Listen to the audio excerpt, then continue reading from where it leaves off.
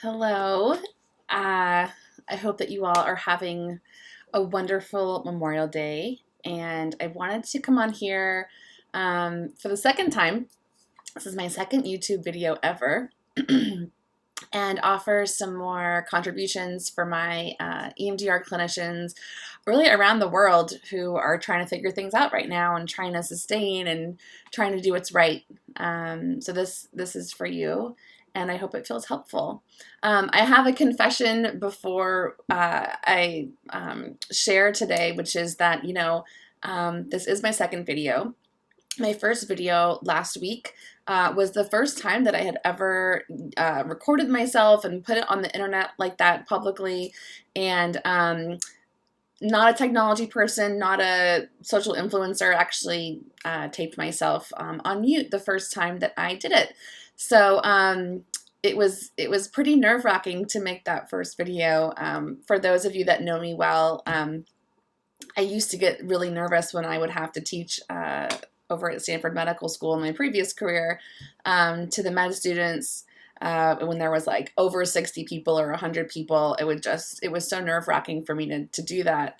When I'd go to conferences and present my research for my educational programs, I would get so nervous to speak in front of that many people. Really, my jam is to talk to like 6 to 10 people. So all of the small group learning I did at Stanford, or my consultation groups now as an EMDR clinician, that is my comfort space. So I really wanted to thank those of you that responded to me putting that out there and making myself vulnerable in that way. It was actually pretty incredible to get responses from people in the Netherlands and the UK and the Midwest, and especially New York and New Jersey, where things are really hard right now, Florida, Hawaii, Asia, Australia. I feel like now, because of your emails and responses to me, I feel like I'm talking to my pen pals that are my new friends and my new colleagues. So I really just want to let you know that I'm very touched by you reaching out, and I hope to continue our work together and our relationships together in that way. So why am I creating another video today? Well, I don't know if any of you watched the show Some Good News with John Krasinski, but my husband and I are such fans of that show. We would watch it every week for the last 8 weeks. And we're pretty devastated to find out last night that not only would it not be on and he wouldn't be hosting, but that he had sold the intellectual property or intellectual rights to the concept of the show to someone, to like a big company, news company or TV station. So while I'm happy that the concept of spreading good news in the world will continue through that way, I'm just I'm missing that. I'm missing that weekly reminder that the world is a good place, that people are good people. My husband and I would watch that show and we would just sob, because there's something really profoundly emotional and somatic that happens when we see the good in other people. It reminds us that the world is safe and good, and reminds us that we are good. So in the spirit of offering that to everybody, since it wasn't available to us last night, I wanted to make a contribution and offer that to you, and tell you that you are good. You're doing an amazing job. I wanted to tell you that this is hard, and I wanted to be encouraging, and I wanted to think with you about how we give that to our clients right now. Because, I think that in a lot of ways, quarantine and sheltering in place has been tough. But for a lot of our clients, we might be now more than ever the only person who is encouraging them in their life. They're not going into the workplace anymore. If people are going into the workplace as essential workers, they're oftentimes not getting that positive feedback or encouragement. So I think now more than ever, we as therapists in general need to be encouraging of what our clients are doing well or good, and to really, really reflect back those good parts of them, just like a good enough mother, a good enough parent would do for a child.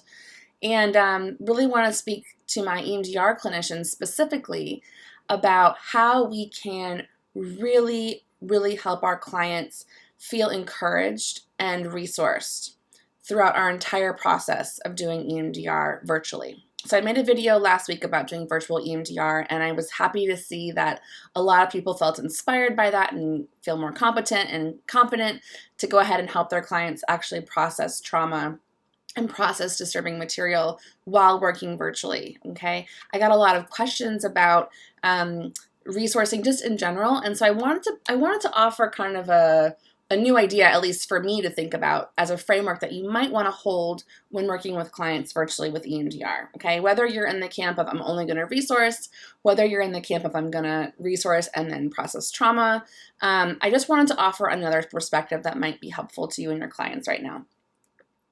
So, I think about processing trauma kind of like learning, right? So some of you might know that I have an master's education background as an educator for many years at Stanford Medical School, and I'm used to teaching adult learners. And so I've studied and practiced a lot about what are the conditions that allow someone to learn well, okay? So if we think about that, what are the conditions that allow our clients to process trauma effectively or well? Right? So we think about safety, we think about, a container and all of those things, but really processing trauma is learning, isn't it? Processing trauma is allowing our maladaptive memory networks to connect with these adaptive memory networks to learn things they didn't get to learn growing up, to learn things that weren't taught correctly, right? So either having an abusive response or an abusive experience, or having neglect where there was just nothing there to teach us, okay? So I really think about processing EMDR as going in and figuring out what parts of us need to learn something now. What is the lesson plan, okay, that we need to learn now? What is the response that needs to happen for the learning to occur, right? What is the psychoeducational information that needs to be available for learning to occur now so the maladaptive memory network gets to update with more adaptive material?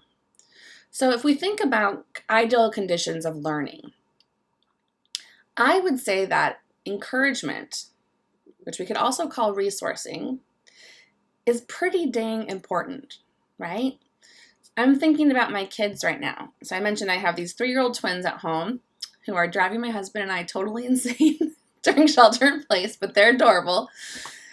And I am just watching them, both with my therapist hat on and my educator hat on. I'm watching them learn all the time. And now that we are in this pandemic and we're sheltering in place, I am with them so much more, really, really looking at how they are learning and processing information, okay? So I have noticed that when my daughters have encouragement during their learning, they are able to process so much faster. It's incredible to me, right?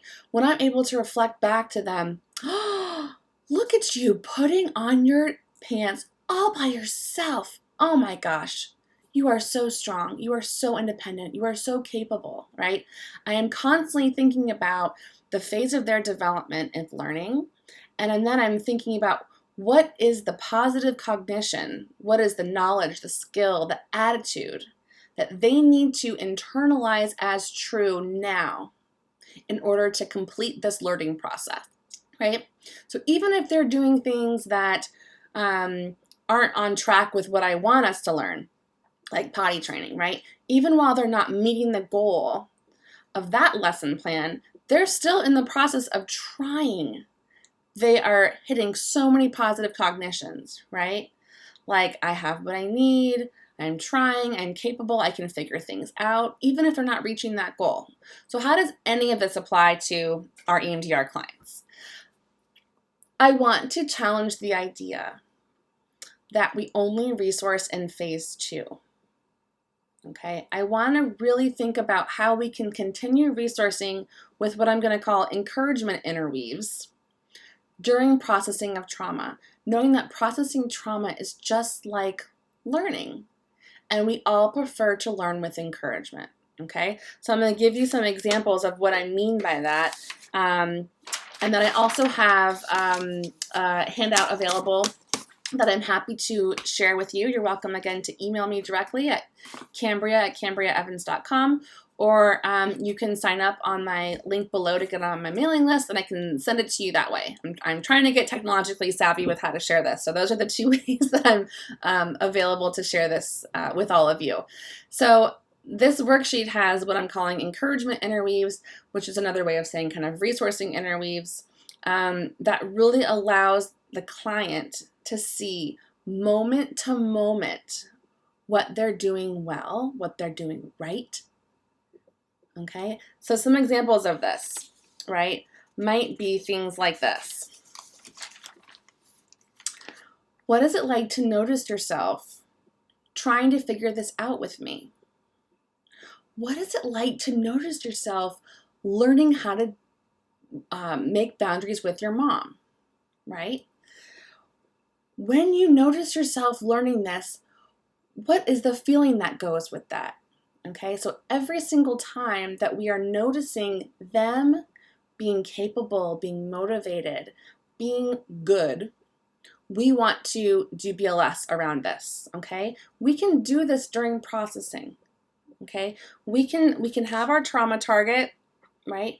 And I would like to task you as the EMDR clinician, especially now knowing that our clients are not getting encouragement from a lot of places. A lot of them are actually in homes where they're getting the opposite of encouragement. They're getting lots of discouragement or maybe verbal abuse or physical abuse. It is so important for us to think about, we have this trauma target, okay? And it's okay for us to just take a moment and notice and step back with our clients and say, wow, you're doing this. You're figuring this out. Isn't that amazing? Aren't you amazing? I'm really appreciating how hard you're trying to figure this out. Or I'm really appreciating how you're just getting this. You're nailing it right now. What's it like to notice that? And just do BLS, okay? Again, I have all of these encouragement interweaves on this sheet. I'm happy to share it with you. But I want us to think about how to really, really beef that up right now. During COVID times when we're all isolated and really needing extra encouragement to learn, because, you know, there's so much what I'm calling kind of like a reduction of noise in our lives right now during COVID, isn't there? A lot of the overstimulation around us has been taken away in a lot of ways. We can't go a lot of places. Things are reopening, but a lot of us don't feel comfortable to go to those different places and get stimulated. So there's lots of space.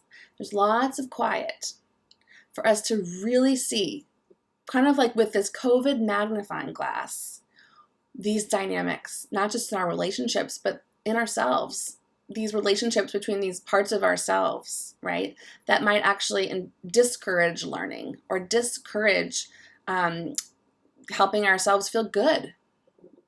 So here's some examples of some more interweaves that you might use. Again, I'm happy to share the sheet, but you can really install this during processing and also in real time. So moment to moment, what is the client bringing in? What is the client doing well? How are they good? We're getting down to basic positive cognitions of I am good, and I really want to know that. I want to know that in our relationship.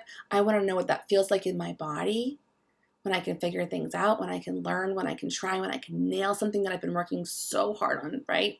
Really taking a step back and resourcing in that moment that quality that the person is growing in themselves, and installing that with BLS is so huge right now, okay? And again, using the relational piece of what is it like to notice yourself learning this with me? Or what is it like to have me appreciating how hard you're working right now? What does that feel like in your body to learn, to try? So again, this is not rocket science, but I think that the idea of this, again, is important for now. So a lot of us were taught with resourcing, right, to install like a calm place or a protective figure or a nurturing figure or a wise figure, or to like have a team of love come around you. That's one school of thought. Another school of thought is to go ahead and, have resourcing of, resource development installation, like what are the qualities in you that we can use as a resource, right? And a lot of these things we're trained in our basic training, especially, that a lot of these resourcing is done separately from processing trauma, right? But I want to really invite this idea of moment-to-moment resourcing during trauma processing to help our clients feel encouraged, not just to continue to process the trauma, But we can hit any PC that we want to, any positive cognition during processing, and just beef it up because it's not going to hurt. It's only going to encourage our clients to keep going. And I really feel like that's what we all need right now. It's just for someone to say, you are good. There is good in the world. People are cheering you on. And that's what I would like to invite you to think about, how you might do that with your clients during this pandemic. So today's video is a little bit shorter, but I wanted to offer that as something to think about. Again, you're welcome to email me. I love hearing from all of you about what you're trying with your clients, about what it is that you're wanting to know more about, and what it is that you're learning, because I want to support your learning as well. So I will say goodbye for now. I am in this with you 110%. And I look forward to connecting with you. And again, if you would like to sign up to learn more about free resources or consultation, my link is below. Take care and be well.